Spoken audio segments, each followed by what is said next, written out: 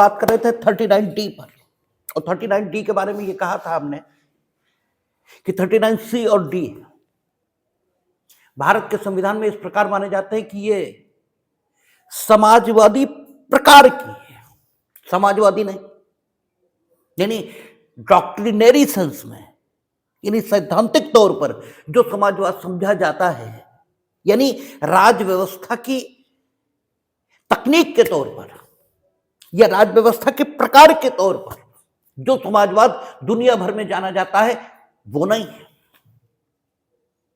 समाजवादी प्रकार की व्यवस्था, इसे स्थापित करने की बात 39B और C में हुई है, और ये शुरुआती दौर से हुई है, इसमें कोई संशोधन नहीं हुआ। इसीलिए 42वें संविधान संशोधन से जब समाजवादी शब्द लाए और उसकी कॉन्स्टिट्यूशनलिटी चैलेंज हुई, तब सुप्रीम कोर्ट ने यह कहा कि समाजवादी प्रकार की जो अर्थव्यवस्था है वो ऑलरेडी भारत के संविधान में स्थापित करने का निर्देश ये दिया गया है,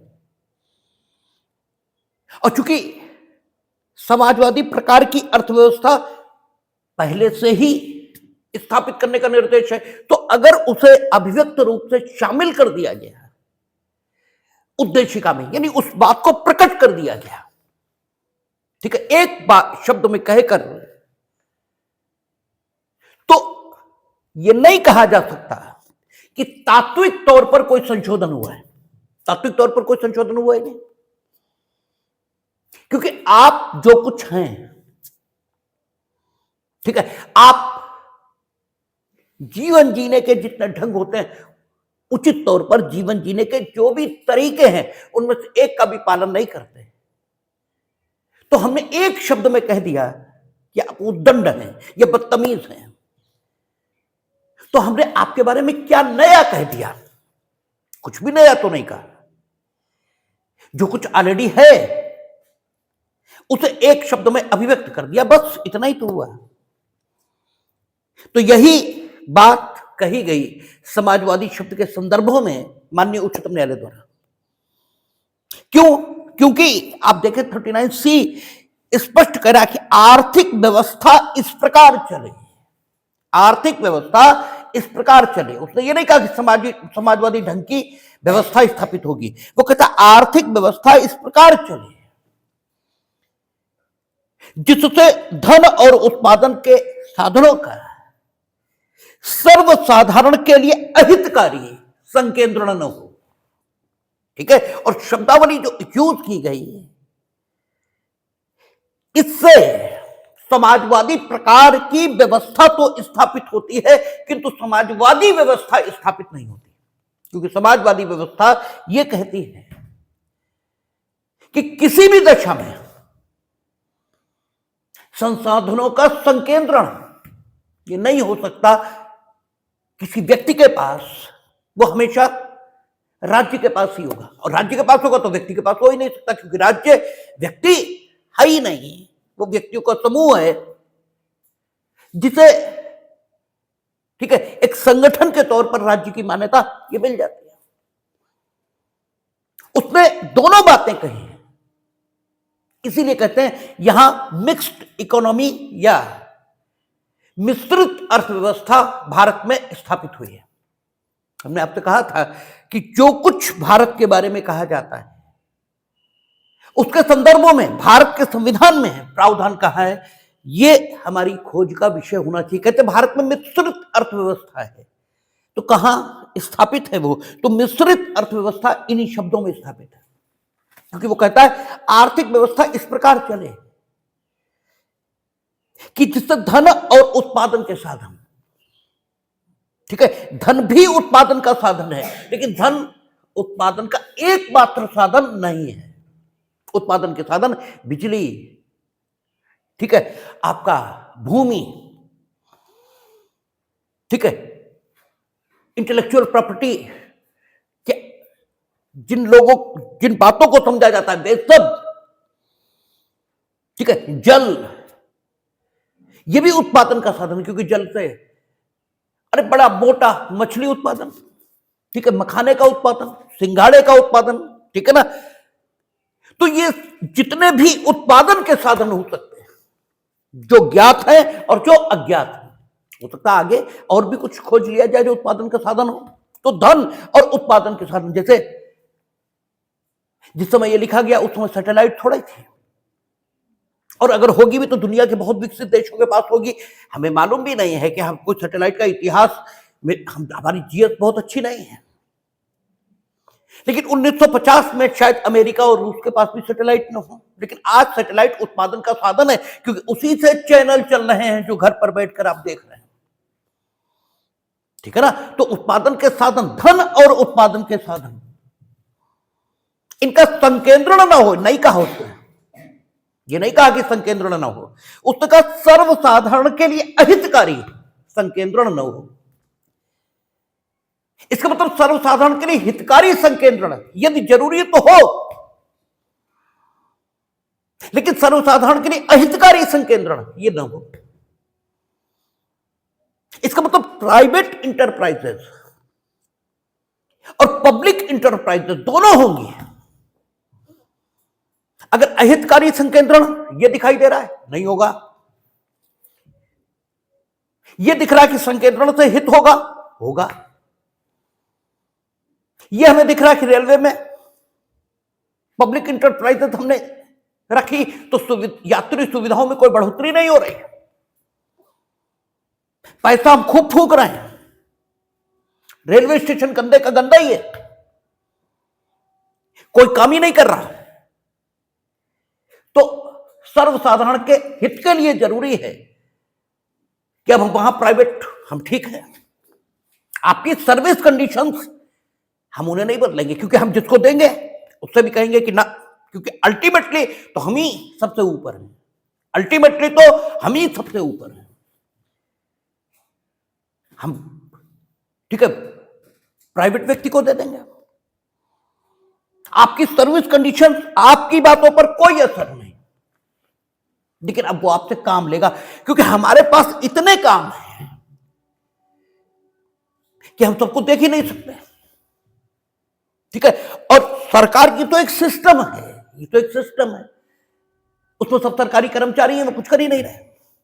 अब उनके ऊपर एक व्यक्ति हमने बैठा दिया जिसका फायदा और नुकसान निर्भर है, अब वो उसके पास एक ही काम है, खाली रेलवे ही देखेंगे। तो सर्वसाधारण के लिए अहितकारी संकेंद्रण न हो, ये कहा। आर्थिक व्यवस्था इस प्रकार चले, तो कोई प्रकार नहीं बताया, ठीक है, यहां कुछ नहीं लिखा उन्होंने सिर्फ इतना कहा आर्थिक व्यवस्था इस प्रकार चले कि सर्वसाधारण के लिए अहितकारी संकेंद्रण धन और उत्पादन के साधनों का ये न होने पाए, इस प्रकार चले। इसीलिए कहते हैं directive principle of the state policy राज्य की नीति के निर्देशक तत्व हैं, यानी वो दिशा को निर्धारित कर रहे हैं और कार्य करने का निर्देश दे रहे हैं, दोनों काम कर रहे हैं। वो दिशा भी बता रहे हैं कि काम की दिशा क्या हो, और काम करने का निर्देश भी दे रहे हैं, और फंडामेंटल राइट, सीमा, न्यूनतम और अधिकतम ये निर्धारित कर रहे हैं। और जिस दिशा में राज्य को जाना है उस दिशा को एक शब्द में अभिव्यक्त रूप से प्रकट प्रियम्बल में किया। इसीलिए preamble, directive principle of the state policy और फंडामेंटल राइट, ये तीन चीजें हैं जो भारतीय संविधान की आधार कही जाती हैं, ट्रिनिटी ऑफ द कॉन्स्टिट्यूशन ये कहा जाता है। और ये एक नहीं 70 मामलों में माननीय उच्चतम न्यायालय ने कहा है, क्योंकि वही अधिकृत व्याख्याकार हैं और वही अधिकृत रूप से कुछ कहने वाले हैं। तो उन्होंने जो कहा वो ये कहते हैं मिश्रित अर्थव्यवस्था यहां से है, अहितकारी संकेंद्रण नहीं होगा, हितकारी संकेंद्रण होगा धन और उत्पादन के साधनों का। क्यों? क्योंकि उन्होंने कहा आर्थिक व्यवस्था इस प्रकार चले, ये नहीं कहा कि socialistic pattern of the society, ठीक है, सॉरी, कि समाजवादी व्यवस्था ये स्थापित होगी और आर्थिक व्यवस्था इस प्रकार चलेगी कि संकेंद्रण धन और उत्पादन के साधनों का होगा ही नहीं, ये नहीं कहा। इसलिए जो बेवकूफ टाइप के फेसबुक ये है कि ये बेच दिया और वो बेच दिया, पहली बात तो कुछ बिका ही नहीं। तुमने कहीं देखा कुछ बिका हुआ? लेकिन इस टाइप की जो बेवकूफी की बातें चलती रहती हैं और उसके बाद भी इन मूर्खों की कोई सुनता नहीं, ठीक है ना। आखिर अगर गलत हो रहा है तो उच्चतम न्यायालय क्या कर रहा है? वो क्यों नहीं रोक रहा? क्योंकि गलत हो ही नहीं रहा। सिर्फ इतना ही कहा कि अहितकारी संकेंद्रण न हो, सिर्फ इतना ही देखा जाएगा, ठीक है। और अहितकारी संकेंद्रण हुआ है, ठीक है, तो उसको खत्म करने के लिए स्टेट 39C में इंपावर्ड है, कहता है कि भौतिक संसाधनों का स्वामित्व और नियंत्रण इस प्रकार बंटा हो, ठीक है। यानी राज्य को बांटना है तो वो क्या करेंगे? आवश्यक वस्तु अधिनियम बना देंगे कि इससे ऊपर किसी को नहीं मिल देंगे, आप यही कीमत लेंगे आप, ठीक है। हम आप प्राइवेट स्कूल खोलिए, हम उसको सीमा लगाएंगे, ठीक है। कंपल्सरी एजुकेशन, इसके लिए जो अधिनियम लाए, सर्व शिक्षा अभियान वो चलाया था, उसके बाद अब तो एक अधिनियम भी ले आए, नाम उस अधिनियम का हमें, ठीक है, दिमाग से मिस हो रहा है। उसके अंतर्गत लाएं कि अगर आपने एजुकेशनल इंस्टीट्यूट चलाया तो इतने प्रतिशत बच्चे आपको एडमिट करने ही होंगे और उनसे कोई फीस नहीं लेंगे। आप कितने भी फीस आपकी हो नहीं लेंगे उनसे, ठीक है। इस प्रकार बटा हुआ, उसने यह भी नहीं बताया कि कैसे बांटेंगे आप, सिर्फ इतना ही कहा कि इस प्रकार बटाओ, ठीक है। हमें लगेगा कि नहीं तुम स्कूल ज्यादा गड़बड़ कर रहे हो, तो गवर्नमेंट ने अब कह दिया कि नहीं, जो प्राइमरी एजुकेशन हमारे जो स्कूल चल रहे हैं उन्हें भी हम कॉन्वेंट की तरफ पे चलाएंगे, ठीक है। हम गवर्नमेंट की तरफ से खोल देंगे वही। अब चलाओ, अब कंपटीशन आ गया, अब चलाओ ज्यादा पैसे में, कैसे चलाओगे, ठीक है ना। तो क्या हम करेंगे, ठीक है, स्वामित्व उत्पादन के साधनों का इस प्रकार बांटने के लिए, ठीक है, कि सामूहिक हित का सर्वोत्तम रूप से साधन हो। इसे सामूहिक हित को सर्वोत्तम रूप से साधने के लिए हम क्या करेंगे, ये हमारे ऊपर है, ठीक है। लेकिन हम करेंगे, ये निर्देश 39C में है। इसीलिए 39C और D को कॉन्स्टिट्यूशनल सोशलिज्म का स्रोत कहा जाता है। दैट इज वाई, ठीक है, इट इज द रीजन, ठीक है। उसके बाद यहां तक बात हम लोगों ने की थी। फिर कहता है घ खंड में कि पुरुषों और स्त्रियों दोनों का समान कार्य के लिए समान वेतन हो। पुरुष और स्त्री दोनों का समान कार्य के लिए समान वेतन हो।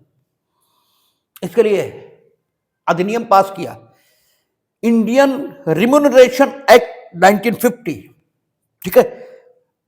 1950 में ये बना, 1950 में ही, ठीक है, समान वेतन अधिनियम ये पास किया। और वेतन देने की बात तो तब आएगी, वेतन देने की बात तब आएगी जब काम करने का अवसर ये मिले। अगर काम करने का अवसर ही नहीं है, ठीक है, तो वेतन देने की बात ही कहां है। जब ये कह दिया समान कार्य के लिए समान वेतन, इसका मतलब ये भी कह दिया, ठीक है, जैसे कहते हैं ना कि आपको वाक्य में अभिव्यक्ति की स्वतंत्रता है, तो अलग से ये कहने की जरूरत नहीं है कि आपको फेसबुक, ये सोशल मीडिया पर अभिव्यक्ति के साधनों के इस्तेमाल की स्वतंत्रता है, ये अलग से कहने की जरूरत नहीं है। बात खत्म हो गई है कि आपको अभिव्यक्ति की स्वतंत्रता है। इसका मतलब अभिव्यक्ति के लिए जितने माध्यम चाहिए उन सबको इस्तेमाल करने की स्वतंत्रता है आपको, ये इसी बात में समाहित है। तो अगर हमने ये कह दिया कि समान कार्य के लिए समान वेतन हो, तो प्रतिष्ठा और अवसर की समता रोजगार के क्षेत्रों में सबको उपलब्ध रहेगी, ये तो ऑटोमेटिकली कह दिया। नहीं तो वेतन क्या फ्री में देंगे? और जो कुछ फ्री में दिया जाता है उसे वेतन नहीं दान कहते हैं, ठीक है। जो कुछ फ्री में दिया जाता है उसे वेतन नहीं, या तो भीख और या दान। अगर जिसे दिया जा रहा है उसकी पात्रता पर विचार करके, उसे सुपात्र पाने पर श्रद्धापूर्वक, ठीक है ना, श्रद्धापूर्वक अच्छे भावों के साथ किसी को कुछ दिया जा रहा है तो उसे दान कहते हैं। और सामने जो मांग रहा है उसकी मांग के आधार पर, दान में यह भी है वो मांगता नहीं है, सामने वाले की मांग के आधार पर, उसकी पात्रता पर बिना विचार किए, सिर्फ उसकी आवश्यकता के मद्देनजर, ठीक है, सिर्फ उसकी आवश्यकता के मद्देनजर उसकी पात्र, दोनों बातें होनी चाहिए, उसकी पात्रता पर विचार नहीं होना चाहिए और उसकी आवश्यकता पर ध्यान होना चाहिए। ठीक है, पात्रता पर बिल्कुल ध्यान नहीं चाहिए, पात्रता पर बिल्कुल विचार नहीं चाहिए, क्योंकि हो सकता है आप उसे भी भीख दे दो जिसे आप फूटी आंख देखना पसंद न करते हो। कई बार ऐसा होता है सामान्य जीवन में, आपसे लोग कहते हैं कि अरे इसने तो तुम्हारा बहुत विरोध किया, इसे दे रहे हो, तुम कहते हो ठीक है किया होगा, ठीक, अब उसकी स्थिति बहुत खराब है इसलिए दे देंगे। तो बिना उसकी पात्रता पर विचार किए, यह सबसे पहली जरूरत है भीख की, सिर्फ उसकी मांग के आधार पर। जब उसकी स्थिति से प्रभावित होकर आप कुछ देने का विचार करते हैं, उसी को भीख कहा जाता है, उसी को भीख कहा जाता है। ठीक है, और मांग, ठीक है, इसके आधार पर, मांग इसके आधार पर जब व्यक्ति के अधिकार पर विचार किया जाता है, ठीक है ना, जिसने मांग की है क्या उसे उस मांग को करने का अधिकार है? ठीक है, अधिकार, यहां अधिकार शब्द जो प्रयोग कर रहे हैं वो दावा, इसके अर्थों में प्रयोग कर रहे हैं। ठीक है, अधिकार के कई स्वरूप हैं, यहां जो हम अधिकार शब्द की बात कर रहे हैं ये दावे के स्वरूप की कर रहे हैं। जो अधिकार उसने प्रस्तुत किया है, अर्थात जिस वस्तु को पाने का दावा उसने किया है, उस संबंध में उसकी सामर्थ्य क्या है, उस संबंध में उसकी जो पात्रता है वो क्या है, उसने क्या कर रखा है, इन सब बातों पर जो विचार करके हम उसे कुछ देते हैं तो इसे मांग का पूरा किया जाना कहते हैं। ठीक है, देते हम तीनों में हैं, दान में भी देते हैं, भीख में भी देते हैं और मांग को पूरा करते हैं तो भी देते हैं, लेकिन तीनों जगह देना अलग अलग है। ठीक है, एक गतिविधि अगर की जा रही है तो उस गतिविधि के सच्चे स्वरूप को उस आशय से जाना जा सकता है जो कर्ता उस गतिविधि के संचालन से पूर्व अपने मन में धारित कर रहा है। ठीक है, इसीलिए थप्पड़ मारना टीचर के द्वारा सुधार है। ठीक है, टीचर जो थप्पड़ मार रहा है वो सुधार है, और टीचर के थप्पड़ का घर वाले भी स्वागत करते हैं। ठीक है, जो आपके परम संरक्षक हैं वो भी स्वागत करते हैं। जो आपका परम संरक्षक तो राज्य है, राज्य भी हक देता है टीचर को कि वो थप्पड़ मार दे, कोई दिक्कत नहीं। हालांकि आज ये हक टीचर से छीना है, और चूंकि टीचर से ये हक छीना है इसीलिए आपको परिणाम भी दिखाई दे रहे हैं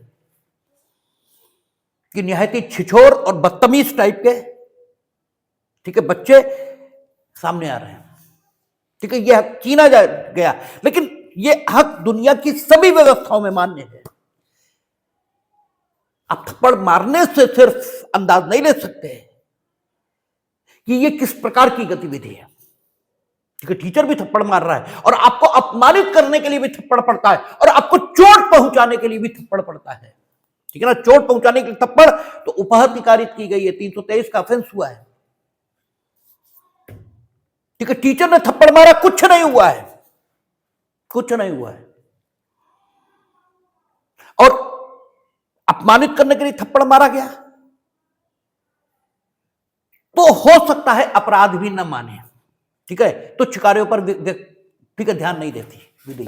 और ये हो सकता है चलो 504 और 404 मार सकते हैं, ठीक है ना। तो सिर्फ थप्पड़ मारने से कोई अंदाज नहीं हो सकता आशय ये क्या है, इससे सारी बातें निर्धारित होती हैं।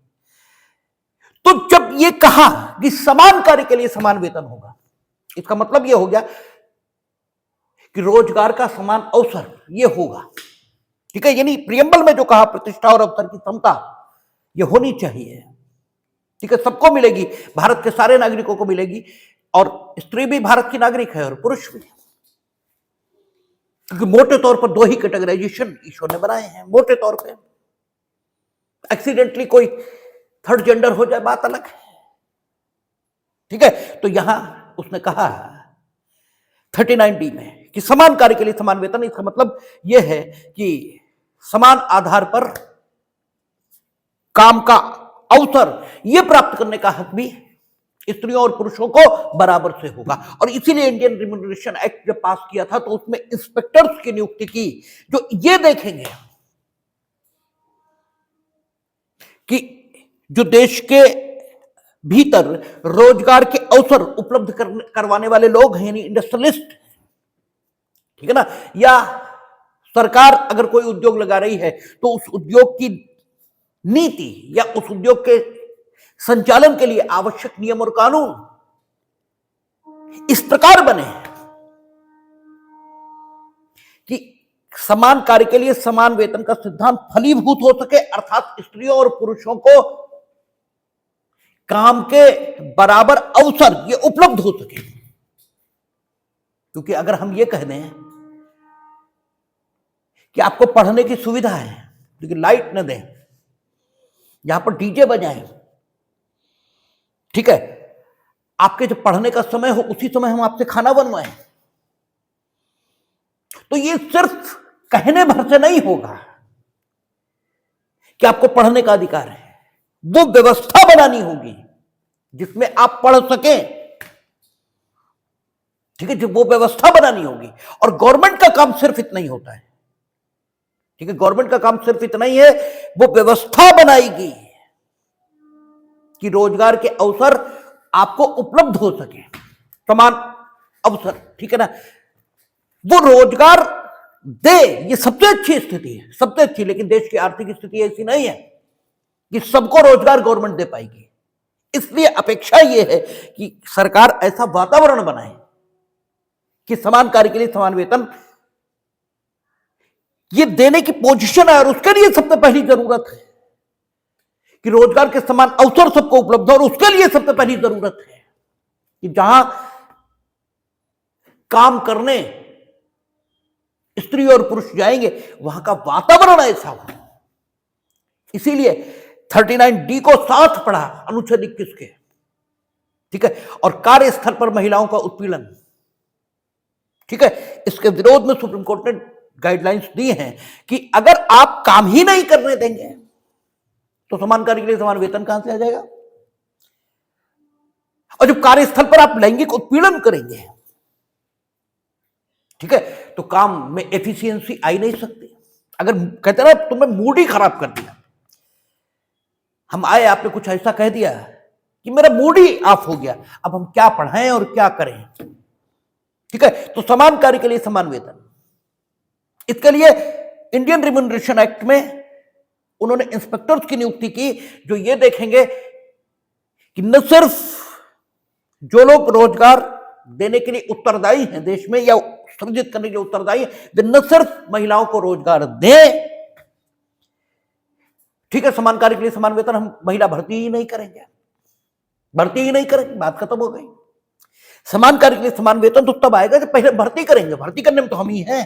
तो रिजर्वेशन ये भी दिया जा सकता है कि नहीं इतने % तो देनी पड़ेगी, ठीक है ना। तो अवसर ये मिले, सबसे पहली बात ये देखेंगे कि अवसर मिले, ठीक है। और अवसर मिल गया, अब हम तुम्हें काम ही नहीं करने देंगे, हम ऐसी स्थिति रखेंगे वहां कि आप काम ही नहीं कर सकते। कुछ नेचुरल जरूरतें, कुछ नेचुरल जरूरतें, ठीक है, स्त्रियों की अलग है, पुरुषों की अलग है। उन नेचुरल जरूरतों को ध्यान में रखकर व्यवस्था करना कार्यस्थल पर, क्योंकि तो नेचुरल जरूरत है, कभी भी हो जाएगा, ठीक है, तो उस नेचुरल जरूरत को ध्यान में रखकर व्यवस्था करना कार्यस्थल पर। अगर आप वो नहीं कर रहे हैं तो काम हो ही नहीं सकता, और जब काम हो ही नहीं सकता तो समान कार्य के लिए समान वेतन का मतलब ही क्या रहा, होगा ही नहीं। ठीक है, अनुच्छेद 42, पूरा संविधान एक है, पूरा संविधान, ठीक है ना। कुछ बात 39 में कही जाएगी, उससे संबंधित बात अगले उसमें कही जाएगी। तो आप देखेंगे 42 कहेगा just and human conditions of work, ये होनी चाहिए, just and human condition, just भी होनी चाहिए और ह्यूमन भी होनी चाहिए, न्यायपूर्ण भी होनी चाहिए। और न्याय का अर्थ क्या है, जो होना चाहिए वो हो, ठीक है। महिला या पुरुष या स्त्री या पुरुष काहे के लिए, ठीक है, ये सारी चीज काहे के लिए बन रही, समाज के लिए बन रही। समाज व्यवस्थित प्रकार से चले, और समाज तभी चलेगा, ठीक है, जब लोग होंगे। लोग तब होंगे जब शादी ब्याह होगा, ठीक है। तो कार्यस्थल पर महिलाओं के संबंध में जो उनके छोटे बच्चे होंगे उनके लिए अलग से व्यवस्था आपको करनी होगी। अगर छोटे बच्चे छोड़ के जाए नहीं जा सकता, ठीक है। पुरुष को जरूरत नहीं है बच्चे को दूध पिलाने के लिए छुट्टी की, महिला को है, देनी पड़ेगी। और आप कहें मुझसे में वेतन नहीं देंगे, ठीक है, तो ये अत्याचार है, ये ठीक बात नहीं है, ठीक है ना। इसलिए समान कार्य के लिए समान वेतन, इसमें सारी चीजें आ गई, सारी चीजें। और 39D को अगर पढ़ दे सेक्शन आर्टिकल 42 के साथ, तो वहां कहता है just and human conditions of work, ठीक है। जस्ट भी होनी चाहिए, ये जस्टनेस भी है और ह्यूमन भी है कि बच्चा भूखा तो नहीं मरेगा। तो दोनों बातें यहां आ गई, ठीक है ना। इसलिए आप देखेंगे जेलों में जो महिलाएं बंद हैं उनके बच्चों के लिए शिक्षा की व्यवस्था, ठीक है, स्कूलों में उनके एडमिशन है, यहां भी है, यहां भी है। जो स्कूल आप जानते हैं उन्हीं में है, उनमें वे जाते हैं, पढ़ने जाते हैं, ठीक है ना। भाई जेल में तो सभी प्रकार के लोग हैं, कोई ऐसा थोड़ा ना है कि खाली अनपढ़ ही हैं, पढ़े लिखे हैं। उनसे काम ये ले रहे हैं कि बच्चों को पढ़ाओ, उनके लिए भी मजेदार काम है। भाई हमें ईश्वर न करे कभी वहां जाना पड़े, लेकिन कोई भरोसा तो है नहीं कब जाना पड़ जाए, ठीक है। तो अगर हमसे वहां कहा जाए कानून पढ़ाओ तो हमें क्या दिक्कत है, हम यहां भी पढ़ा रहे वहां भी पढ़ाएंगे, हमारे तो मन का काम है, ठीक है। तो just and human condition of work, यानी महिलाओं को और पुरुषों को बराबर। हां, अब एक चीज और, समान कार्य के लिए समान वेतन, वही मूर्खता के साथ लागू नहीं किया जाएगा, ठीक है। विश्वसनीयता, उत्तरदायित्व और गोपनीयता, ये तीन चीजें होती हैं जिनके आधार पर एक जैसा काम करने वालों में भी, ठीक है, अलग अलग वेतन दिया जा सकता है। एक जैसा काम आप करेंगे फिर भी वेतन में ठीक है, अलग अलग होगा। तीन बातें हैं, विश्वसनीयता, ठीक है ना, उत्तरदायित्व यानी जिम्मेदारी, जिम्मेदारी, विश्वसनीयता और गोपनीयता। आप बड़े वकील करते हैं, वो कहते हैं 2 लाख रुपए फीस लेंगे, काम वही करेंगे वो जो 200 रुपए वाला करेगा, वही काम करेंगे। आप डॉक्टर से ड्रेसिंग कराने जाओगे, वो कहेगा 500 रुपए, वही काम करेगा जो साधारण ड्रेसिंग करना। हो सकता है वो बैठा रहे, वो कहे कि उठाओ, ठीक है, आयोडीन इससे धो दो, ठीक है, रखो, और बैठा रहे, खुद कुछ भी ना करे। और वही काम फार्मासिस्ट भी करता और सिर्फ 200 रुपए मांगता। लेकिन आप डॉक्टर को 500 रुपए देते हैं और करवाना पसंद करते हैं, उसे 50 रुपए नहीं देना पसंद करते। क्यों? विश्वसनीयता डॉक्टर के प्रति ज्यादा है, उत्तरदायित्व तो डॉक्टर का ज्यादा है। गड़बड़ हो गई तो डॉक्टर साहब को लेने के देने भी पड़ जाएंगे, ठीक है, उत्तरदायित्व तो ज्यादा है। और कई जगह गोपनीयता का भी महत्व होता है। वही जज साहब का जो स्टेनो है, वो अगर जज साहब ने ऑर्डर बोला और लोगों को बता दे तो लाखों रुपए पैदा हो जाएंगे, लाखों। क्योंकि हम तो कचहरी में हैं, हम देखते हैं, आदमी को विश्वास ही नहीं कि कितना भी उसे बताओ कि जज साहब बहुत ईमानदार है, कोई गड़बड़ नहीं, फिर वो ले लीजिए ले लीजिए। क्योंकि हमें तो मालूम ही है कि जज साहब ने बोल दिया है कि छोड़ दिया, हमने बताया हाँ तय करो, लाओ 2 लाख, छुड़वा देते हैं तुम्हें, अभी ले लिया हमने 2 लाख, छूट तो गई हो, ठीक है ना। तो विश्वसनीयता, गोपनीयता और उत्तरदायित्व, ये 3 बातें ऐसी होती हैं जिनके आधार पर समान कार्य करने वालों में भी, ठीक है, असमान वेतन इसका भुगतान हो सकता है। उसने कहा समान कार्य के लिए समान वेतन, इसका अर्थ यह नहीं है कि एक जैसा काम करने वालों, जैसे वो कहते हैं ना कि वो, अब किसी का नाम नहीं लेना चाहिए, अन्यथा जैसे कई बार लोग कहते हैं हम भी तो यही करते हैं और तुम भी यही करते हो, तो जैसे पुलिस का ड्राइवर है उसे मानिए ज्यादा तनख्वाह मिल रही, और जो बीएसए के ड्राइवर हैं उन्हें कम मिल रही, तो वो कह रहे हैं चला तो हम भी गाड़ी रहे, यस तुम भी गाड़ी चला रहे हो, लेकिन पुलिस के ड्राइवर का उत्तरदायित्व तो तुमसे बहुत ज्यादा है। तुम तो 10 बजे ड्यूटी पर आते हो, 5 बजे घर चले जाते हो, बीच में अगर बीएसए साहब ने फोन भी कर लिया तो तुम कई बार तो ये भी कहते नहीं आएंगे, जाओ तुम्हें जो कर मिले कर लेना, ठीक है। और बीएसए तो तुम्हारा कुछ नहीं कर सकते, पुलिस में कह के दिखाए 1 मिनट में नौकरी चली जाएगी, क्योंकि पुलिस का तो फंडामेंटल राइट भी, ठीक है, अनुच्छेद 33 के मुताबिक कम है। उनके तो यूनियन भी नहीं है, ठीक है, उनकी तो यूनियन भी नहीं है, उन पर डिसिप्लिनरी एक्शन बहुत जल्दी होगा, तुम्हारा नहीं होगा। तुम्हारी तो यूनियन भी है, तुम्हारे तो फंडामेंटल राइट भी है, तो पहुंच जाओगे सुप्रीम कोर्ट, हाई कोर्ट मिनटों में, तो उसका उत्तरदायित्व तो बहुत है। कप्तान साहब अगर उसे अभी बुलाएंगे तो जाना ही पड़ेगा, चाहे 3 बजा हो सुबह का, और चाहे, ठीक है ना, चाहे सावन बरस रहा हो, भादो बरस रहा हो, चाहे कुछ भी हो, तो जाना पड़ेगा, तो उसका उत्तरदायित्व ज्यादा है, ठीक है, उसकी विश्वसनीयता ज्यादा है। आतंकवादियों के बीच कप्तान साहब को लेकर जाएगा, ठीक, खुद भी मर सकता है, मतलब खतरा ये ज्यादा है, तो सारी चीजें देखी जाएंगी, केवल इतना ही तो नहीं देख लिया जाएगा तुम भी ड्राइवरी कर रहे हो और वो भी ड्राइवरी कर रहा है, नो, ये नहीं हो सकता। तो समान कार्य के लिए समान वेतन, ये मूर्खता के साथ लागू नहीं किया जाएगा। हां ये ठीक है कि सब कुछ समान है, तो फिर समान कार्य के लिए समान वेतन क्यों नहीं मिलेगा, ठीक है, तब समान कार्य के लिए समान वेतन होना ही चाहिए, ठीक है, और वो यहां निर्देश दिया है।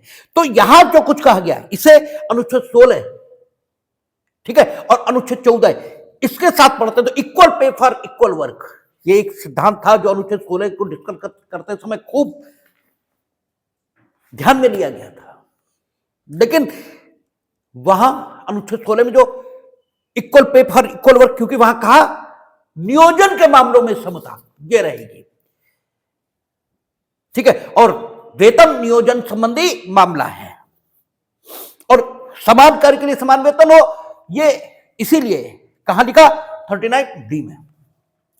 तो 39D read along with article 14 and 16, the court has developed the principle equal pay for equal work, ठीक है, but this principle cannot be administered by anybody, ठीक है, विद फूलनेस, ये मूर्खता के साथ लागू नहीं होगा। इस बात को ध्यान में रखा जाएगा कि विश्वसनीयता, उत्तरदायित्व और गोपनीयता, ये 3 तत्व ऐसे हैं जिनके आधार पर समान कार्य करने वालों में भी असमान वेतन का भुगतान ये किया जा सकता है, ठीक है ना। तो 39D समान कार्य के लिए समान वेतन का निर्देश देता है, और समान कार्य के लिए समान वेतन का निर्देश देता है किसे? राज्य को। इसका मतलब राज्य अपनी कार्यपालिकीय शक्ति में भी जो कुछ करेगा वो भी इसी दिशा में करेगा कि समान कार्य के लिए समान वेतन रहे, और राज्य जो विधायी शक्ति में करेगा, ठीक है, वो भी यही करेगा, ठीक है, यानी विधायिका जब कानून बनाएगी तो भी उन कानूनों की दिशा इसी प्रकार की रहेगी कि समान कार्य के लिए समान वेतन ये सुनिश्चित हो, ठीक है, और विभिन्न कार्यपालिकीय,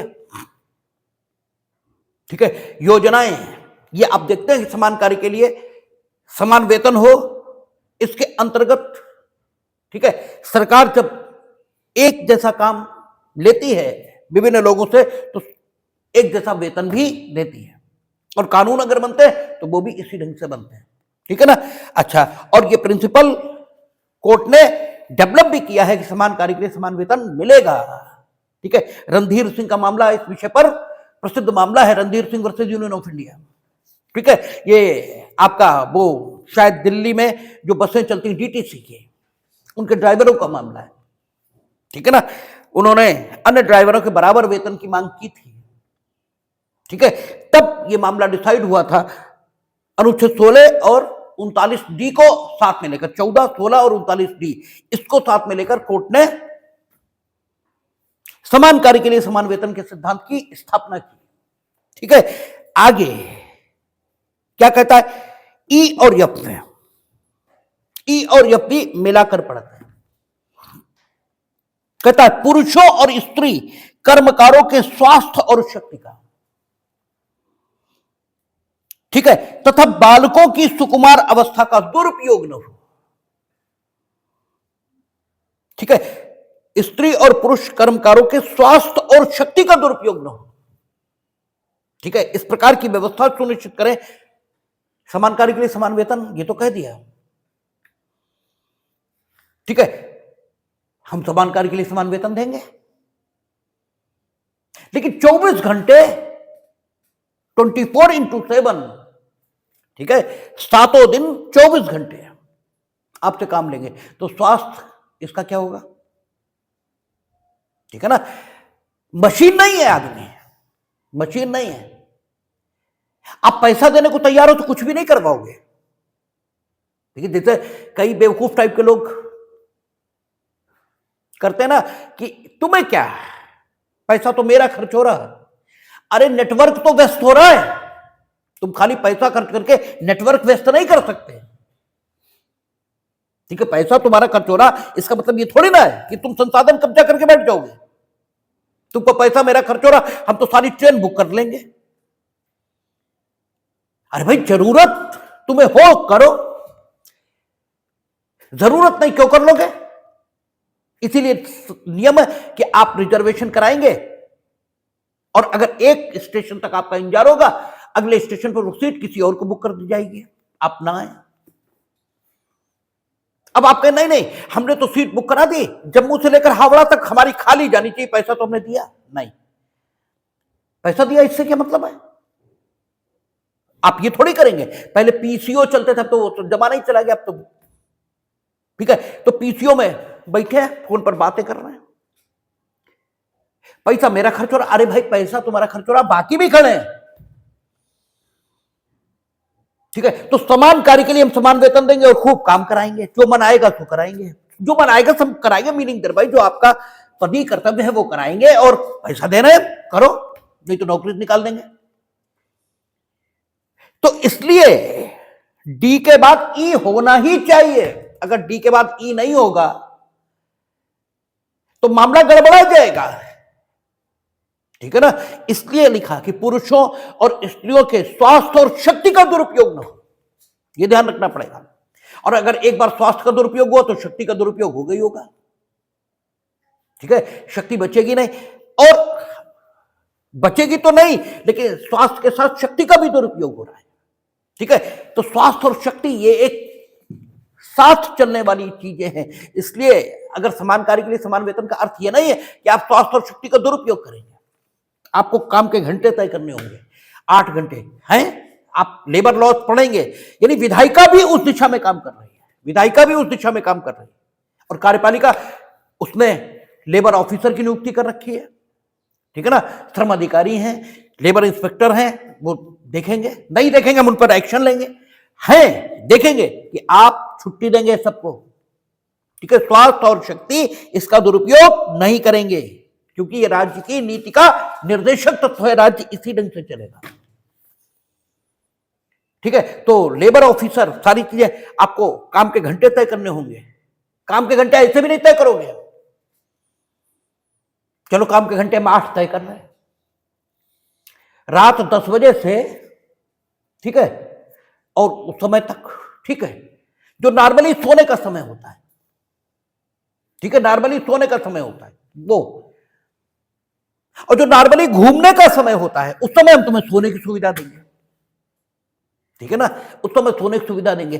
जैसे नॉर्मली आदमी 4 बजे से लेकर के और 9 बजे तक सोता नहीं है, हम इस समय तुमसे कहेंगे तुम सो और उस समय कहेंगे काम करो, 8 ही घंटे तो लेने हैं, ऐसे लेंगे नहीं, ये नहीं होगा, ठीक है, क्योंकि स्वाभाविक चीजों का ध्यान में रखा जाएगा। आदमी के कुछ सोने का समय है, कुछ उसके जागने का समय है, तो स्वास्थ्य और शक्ति इसका दुरुपयोग न हो, इसके लिए जो कुछ जरूरी होगा वो सब किया जाएगा।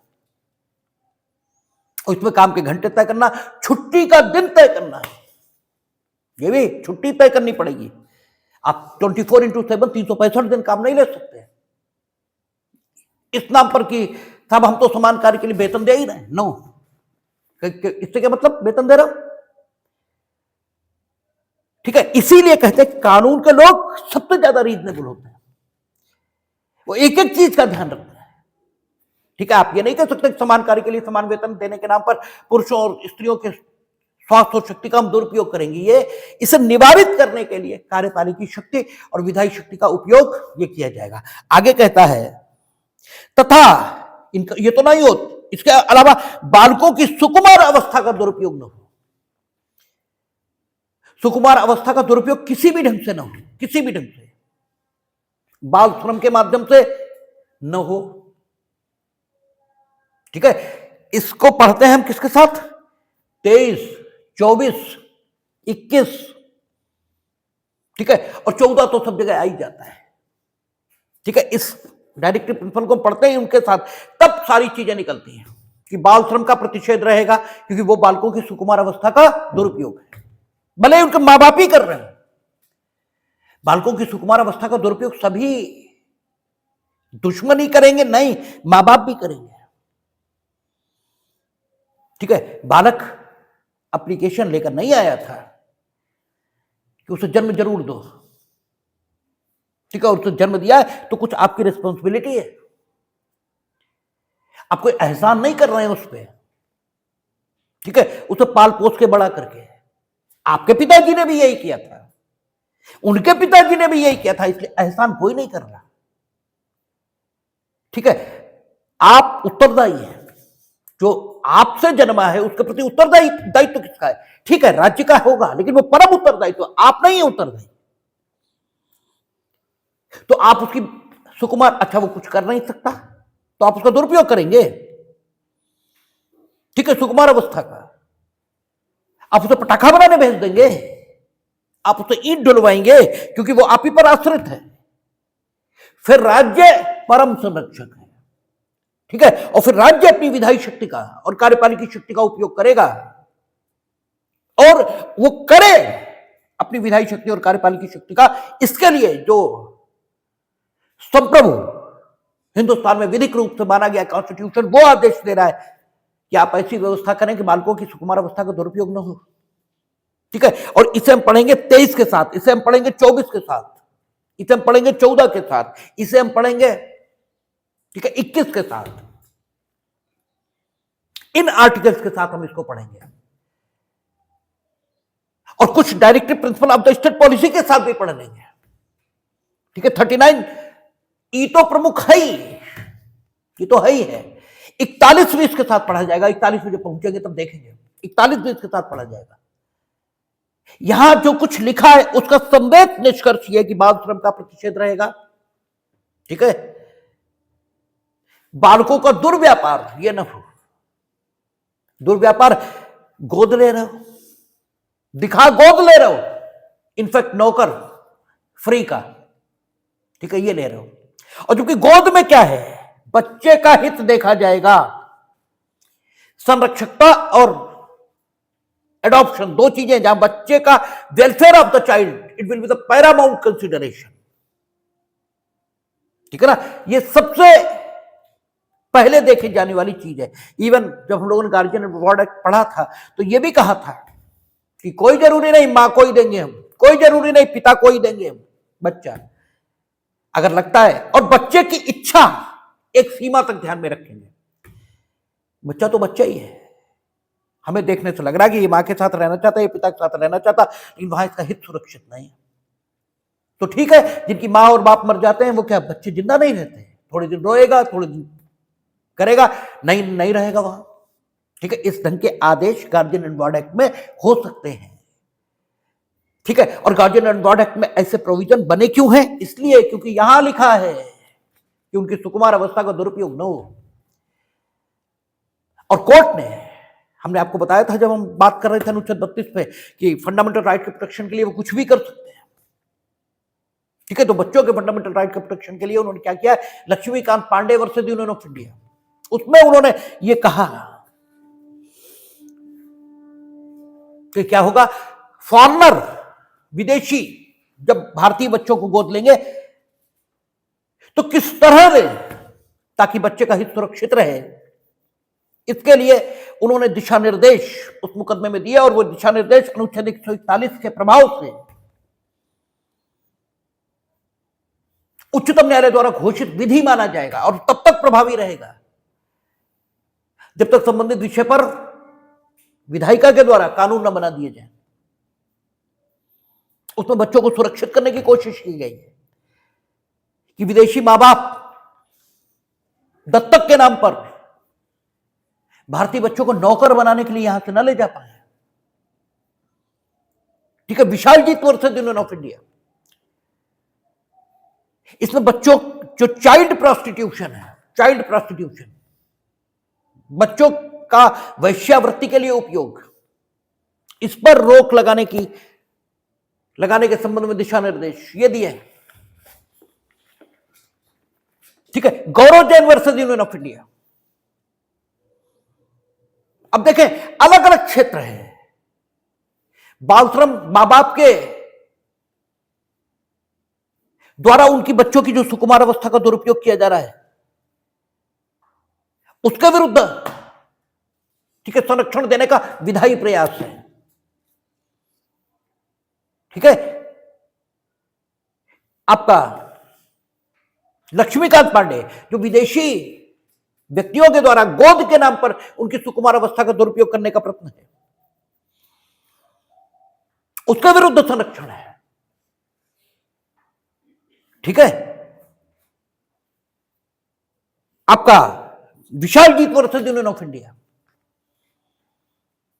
इसमें बच्चों को शारीरिक उनके शोषण से संरक्षण देने का प्रयास है। फिर Gaurav Jain versus Union of India, जिसमें बच्चे की कोई गलती ही नहीं, वो सिर्फ एक वैश्या का बच्चा है, सिर्फ इतनी गलती है उसकी, और वैश्या का बच्चा वो है तो जो उसका पिता होगा, ठीक है, वो हो सकता बहुत बड़ा आदमी हो, क्योंकि वैश्या इनके पास सिर्फ गरीबी नहीं जा रहा है, और गरीब तो कम जा रहे हैं, ठीक है, पैसे वाले ज्यादा जा रहे हैं, तो उसका हक उस व्यक्ति की संपत्ति में उससे कम नहीं है जो उसकी पत्नी से जन्मा बच्चा है, क्योंकि एप्लीकेशन उसने भी नहीं दी थी। लेकिन वो सिर्फ वैश्या का बच्चा है, उसकी मां सिर्फ वैश्या, और उसकी मां वैश्या होगी तो उसमें उसका क्या दोष है? लेकिन समाज में उसकी जो सुकुमार अवस्था का दुरुपयोग हो रहा है, वो स्कूल नहीं जा सकता, वो कहीं भी जाएगा उसका उत्पीड़न होगा, तो वैश्याओं के बच्चों का पुनर्वास ये कैसे हो? ठीक है, इसके लिए आपका Gaurav Jain versus Union of India, इसमें माननीय उच्चतम न्यायालय ने निर्देश पारित किए हैं, और वो तब तक लागू रहेंगे जब तक संबंधित विषय पर, ठीक है, कानून ना आ जाए। अब तो सर्व शिक्षा के अधिकार से संबंधित कानून आए हैं, तो उसमें उनका अधिकार भी आएगा। ठीक है, आपका जो Om Prakash versus state of Rajasthan, उसमें यह कहा कि जो पास्को कोर्ट्स हैं वहां जब बच्चे आएंगे तो उसमें यह व्यवस्था की जाए कि बच्चे जिसने उनका उत्पीड़न किया है उससे अलग रहकर उसकी शक्ल ना देखें। ठीक है ना, तो ये सारे प्रयास न्यायिक तौर पर, कार्यपालिकी तौर पर और विधायी तौर पर बच्चों की सुकुमार अवस्था को संरक्षित करने के प्रयासों के तौर पर हुए हैं, और juvenile justice care and protection act POCSO ये विधायी प्रयास के उदाहरण हैं। ठीक है, जो आपका यहां कहा कि पुरुष और स्त्री कर्मकारों के स्वास्थ्य और शक्ति तथा बालकों की सुकुमार अवस्था का दुरुपयोग न हो, दो बातें हैं। और इसी में कहा आर्थिक आवश्यकता से विवश होकर, आर्थिक आवश्यकता से विवश होकर, मेरा मन नहीं लगता इसलिए हम काम करेंगे वृद्धावस्था में, अलग बात है। हम समाज का भला करना चाहते हैं, हम सोशल सर्विस करना चाहते हैं, इसलिए हम काम करेंगे, अलग बात है। आर्थिक आवश्यकता से विवश होकर नागरिकों को ऐसे रोजगारों में न जाना पड़े जो उनकी आयु तथा शक्ति के अनुकूल न हो। आर्थिक आवश्यकता से विवश होकर भी उन्हें अगर ऐसे रोजगारों में जाना पड़ रहा है जो उनकी आयु और शक्ति के अनुकूल है तो कोई दिक्कत नहीं। आयु और शक्ति के अनुकूल है, अरे भाई ठीक है, हम बूढ़े हो गए तो बच्चों की देखभाल तो कर ही सकते हैं। आज माता पिता दोनों नौकरी में हैं तो उन्होंने कहा कि ठीक है, हमारे बच्चे देख लिया करिए, आपको भी इतने पैसे दे देंगे। तो इसमें क्या वो हो गया, अपने घर पे भी हम बच्चे देखते हैं, उनके घर पे भी बैठ के देखेंगे, क्या दिक्कत होगी। लेकिन ऐसे रोजगारों में ना जाना पड़े जो उनकी आयु और शक्ति के अनुकूल ना हो, और कैसे, आर्थिक आवश्यकता से विवश होकर। ठीक है, तो आप देखेंगे विभिन्न सरकारें वृद्धावस्था पेंशन चला रही हैं। ठीक है, ये सारे जो कार्यपालिकी प्रश्न हैं वो कहां हो रहे हैं। ठीक है, इसके अंतर्गत अनुच्छेद 21 के साथ इसको पढ़ेंगे, क्योंकि प्राण और दैहिक स्वतंत्रता, वो उसके साथ इसे पढ़ेंगे, तब आपको ये सारी चीजें, ठीक है, कार्यपालिकी निर्देश जो यहां पर जो निर्देश है उसके अनुसार ये कार्यपालिकी कृत्य कार्यपालिकाओं द्वारा किए जाते हैं। ठीक है ना। ये फिर चाखंड यानी यफ खंड, ये ई और यफ एक साथ, उनकी सुकुमार अवस्था का दुरुपयोग तो न हो, ये तो सही है। ठीक है, लेकिन खाली उनकी सुकुमार अवस्था का दुरुपयोग ना हो, बाकी वो कुछ करें ही ना, तो रहेंगे तो अनपढ़। ठीक है, फिर उनका होगा क्या। सुकुमार अवस्था का दुरुपयोग हमने नहीं किया, ठीक है, लेकिन भविष्य में तो वो बड़े होंगे, ऐसा तो नहीं होगा कि बच्चे ही रहेंगे हमेशा। ठीक है, उसके लिए चाखंड ये बताया। ठीक है, एक स्थिति होती है वहां तक बच्चे के साथ इस प्रकार से थोड़ा वैसा व्यवहार करते हैं।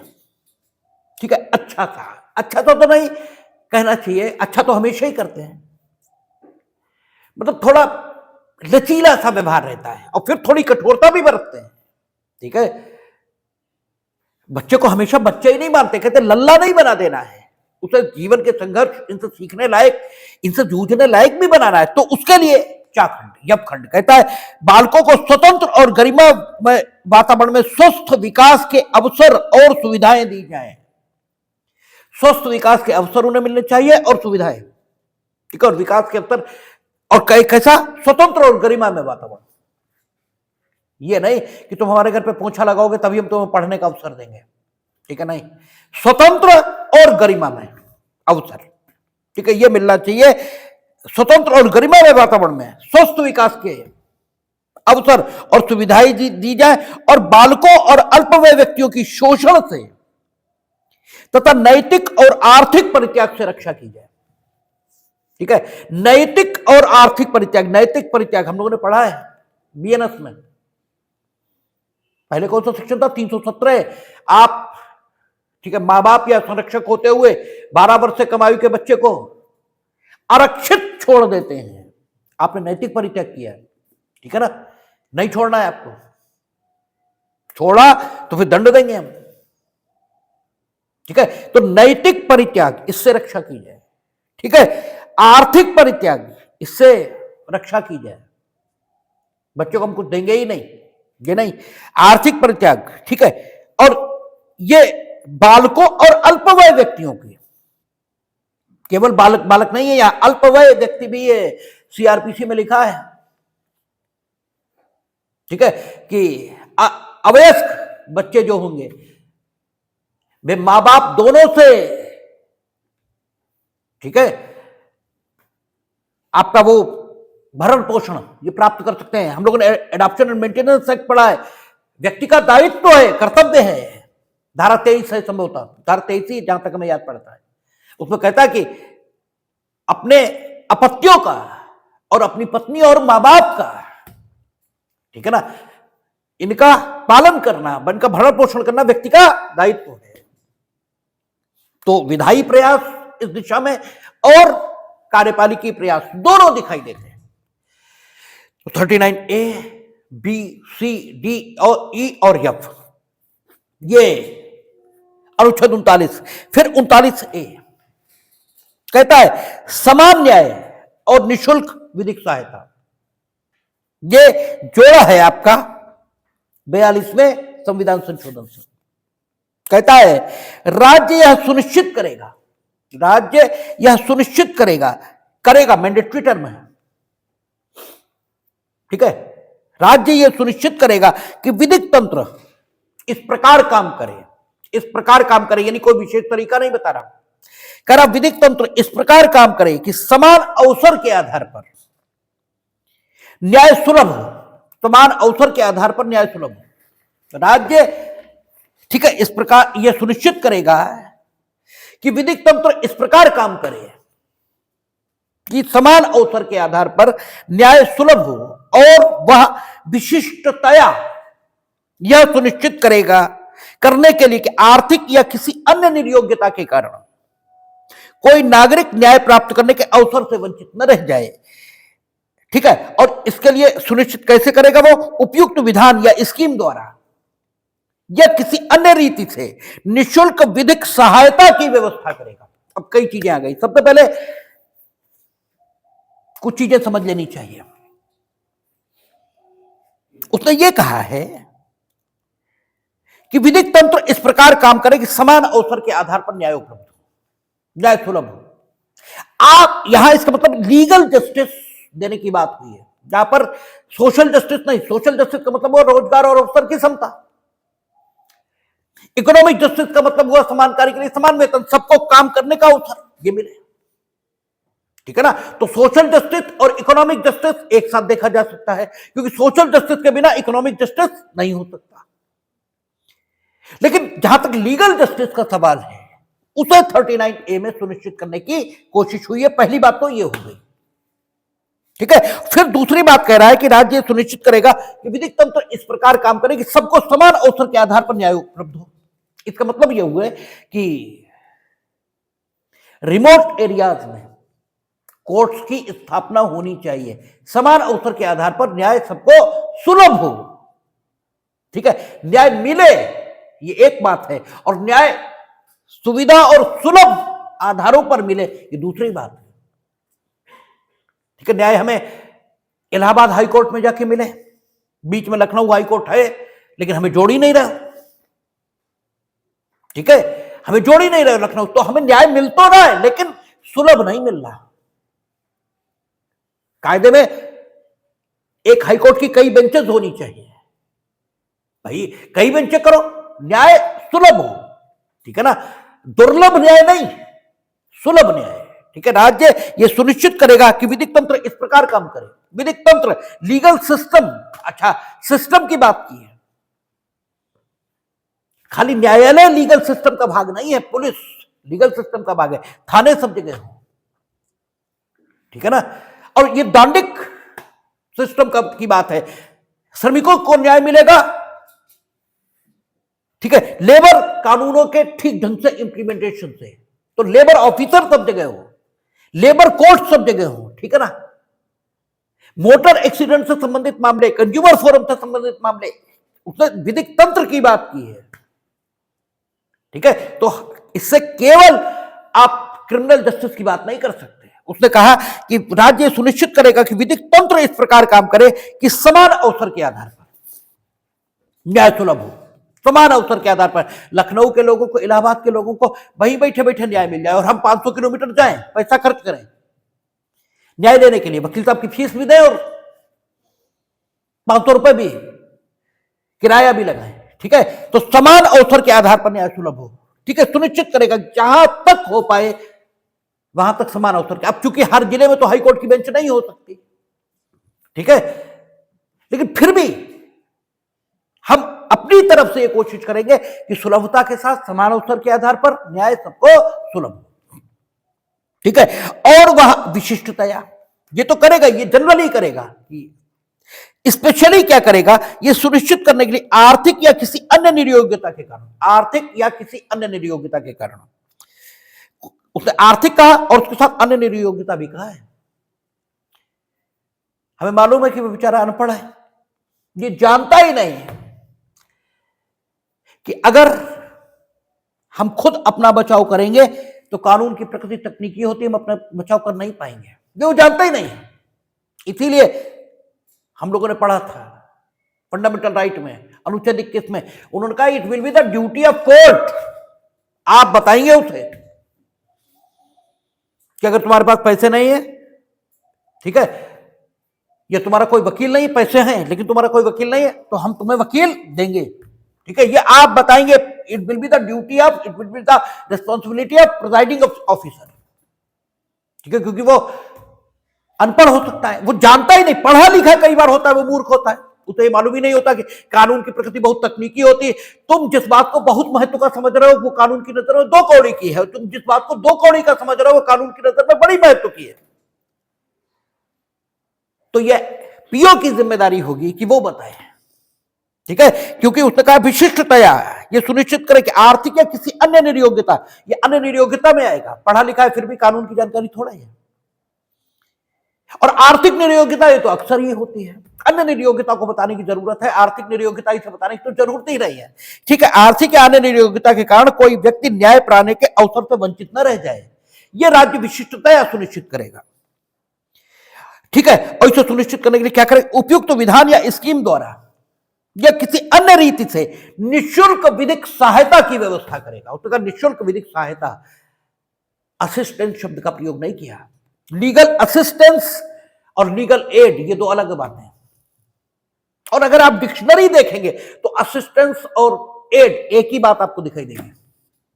डिक्शनरी कहेगी असिस्टेंस का मतलब है मदद या सहायता, और एड का मतलब भी वो मदद और सहायता ही बताएंगे। लेकिन जरा असिस्टेंस और एड, इसीलिए हमने कहा था कि शब्द को केवल शब्द से मत समझिए, क्रिया और अनुभव से समझिए, तब शब्द ज्यादा समझ में आएगा। जब आप किसी को असिस्ट करते हैं तब प्रमुख वो होता है, डोमिनेंट पोजीशन में वो होता है, डोमिनेट वो करता है, वो बताएगा कि हमें ऐसे असिस्ट करो, ये करो, तुम ये करो, ठीक है। आप अपनी माता जी को किचन में असिस्ट कर रहे हैं, वो कहेंगे नमक दे दो, नमक दे दिया आपने, वो कहेंगे सब्जी काट लो, आपने सब्जी काट ली। डोमिनेंट पोजीशन में वो है, ड्राइविंग सीट पर वो है, यू आर ओनली असिस्ट, ठीक है, you are assisting only to her. तो असिस्ट करना मदद देना है, लेकिन अगर सिर्फ मदद देना ही समझ लिया तो सहायता, एड देना, इससे अलग हो जाएगा मामला, ठीक है। आप दोनों में अंतर नहीं कर सकेंगे। इसे सिर्फ शब्द को कभी नहीं समझना चाहिए, उसके पीछे जो क्रिया होती है उसको भी विश्लेषित करने का प्रयास ये जरूर करना चाहिए, तब शब्द अपनी पूरी परिधि में और अपने पूरे, ठीक है, सौंदर्य में समझ में आता है, अदरवाइज नहीं समझ में आता। असिस्ट में जिसे आप असिस्ट कर रहे हो वो ड्राइविंग सीट पर है, वो जो बताएगा वो आप करोगे। और जब आप एड देते हो तब ड्राइविंग सीट पर आप होते हो, आप तय करोगे उसे किस ढंग की सहायता की जरूरत है, करोगे उसकी सहायता ही, लेकिन फिर वो ड्राइविंग सीट पर नहीं है। वो हो सकता है ये कहे कि हमें ये मत दो, लेकिन आप जानते हैं कि नहीं ये देना इसे जरूरी है, ठीक है, आप उसकी सहायता कर रहे हो, आप बच्चे की सहायता कर रहे हो चलने में, ठीक है। बच्चा नहीं है ड्राइविंग सीट पर, आप हो ड्राइविंग सीट पर, आप तय करोगे कहां चले, कैसे चले, उसके चलना सीखने के लिए क्या उपयोगी होगा, वॉकर दें उसे, ठीक है, उंगली पकड़कर चलाएं, ठीक है, किस ढंग से चलाएं, उसकी योग्यता क्या है, उसकी क्षमता क्या है, ठीक है, ये आप तय करोगे। तो असिस्ट एंड एड अलग अलग चीजें हैं। यहां एड शब्द की बात की है उसने, लीगल एड, ठीक है, उसने असिस्ट करने की बात नहीं की है, उसने लीगल एड की बात की है। लीगल एड में असिस्ट करना आएगा, लेकिन असिस्ट करने में लीगल एड देना नहीं आएगा। लीगल एड बहुत बड़ी चीज है, ठीक है। लीगल एड में ठीक है, बच्चे को चलने में सहायता करनी है। इसमें यह भी शामिल है कि बच्चे को उचित समय पर जगाया जाए, यह भी शामिल है, और चलाया जाए, यह भी शामिल है। चलने में असिस्ट करना, इसमें सिर्फ इतना शामिल है कि उंगली पकड़कर चलाया जाए, कैसे चलाया जाए, ये छोटा शब्द है। उसने लीगल एड की बात की, इसीलिए जो आपका पढ़ते हैं वहां, ठीक है, विधिक, वो कौन सा 1987 का अधिनियम है जिसमें लोक अदालत वाला आपका जो होता है, ठीक है, आपका एक पेपर होता है ना लोक, वो अल्टरनेटिव, ठीक है, एडीआर जिसे बोलते हैं आप लोग, जिसे प्रैक्टिकल कहते हैं आप, ठीक है, तो उसमें एक अधिनियम पढ़ते हैं, वो जाने का विधिक परामर्श सहायता अधिनियम 1987 ऐसे करके उसका नाम है कुछ, ठीक है। उस अधिनियम में लोक अदालतों की स्थापना हुई है, लोक अदालतों की, ठीक है। लोक अदालत विधिक सहायता देने का प्रयास है, क्योंकि विधिक सहायता का मतलब क्या हुआ, अगर आप छोटे छोटे मामले लेकर अदालत में जाएंगे, ठीक है ना, तो अदालत तो बहुत टाइम लेगी। आपकी सहायता यह है कि लोक अदालत के माध्यम, समझौते के माध्यम से हमने पहुंचा दिया, ठीक है। अब तो परमानेंट लोक अदालतों की स्थापना, ठीक है, यह की गई है हर जिले में, यहां भी है, ठीक है, सब जगह। विधिक साक्षरता शिविर लगाना, यह भी विधिक सहायता ही है, आपको अपने अधिकारों के बारे में बताने कि भाई ये आपके अधिकार हैं, अगर वायलेट हो रहे हैं तो ये सिस्टम है जो आपकी मदद के लिए खड़ा है, ठीक है ना, ये विधिक सहायता ही है, ठीक है। उपयुक्त विधान ये भी बनाया है, ठीक है ना, और उपयुक्त स्कीम ये भी बनाई है, ठीक है। तो उपयुक्त विधान और उपयुक्त स्कीम के द्वारा निःशुल्क विधिक सहायता, ना असिस्टेंस नहीं, विधिक सहायता, यद्यपि डिक्शनरी मीनिंग दोनों का एक ही है, ठीक है ना। तो 39A के माध्यम से लीगल जस्टिस, इसे सुनिश्चित करने का प्रयास हुआ है। शेष बात कल करेंगे, देखेगा।